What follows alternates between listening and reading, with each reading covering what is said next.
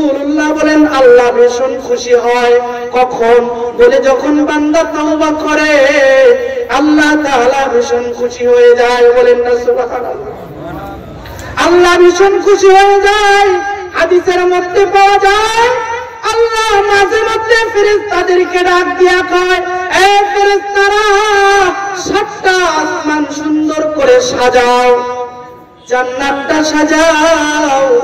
ফেরেশতারা আসমান সাজায়, জান্নাত সাজায়। সাজায় মালিকরে ডাক দিয়া কয়, মালিক কি হলো? হঠাৎ কেন আসমান সাজাইতে বললেন? হঠাৎ কেন জান্নাত সাজাইতে বললেন? এবার আল্লাহ ডাক দিয়া কয়, বান্দারে শোনো শোনো শোনো, আমার একটা বান্দা আমার থেকে গাফেল হয়ে সরে গিয়েছিল। আজকে বহুত দিন পর ওই বান্দা আমার কদমে সিজদা দিয়েছে। ওই বান্দা বহুত দিন পর আমার ডাক দিয়েছে।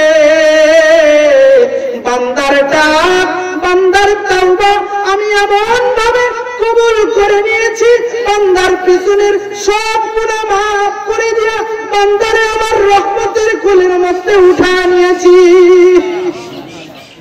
আল্লাহ তাআলা ফেরেশতাদেরকে ডাক দিয়া বলেন, বান্দা আমার যখন মৃত্যুবরণ করবে তোমাদের সাজানো গোছানো এই জান্নাতের মধ্যেই বান্দা আমার থাকবে। বলেন না সুবহানাল্লাহ।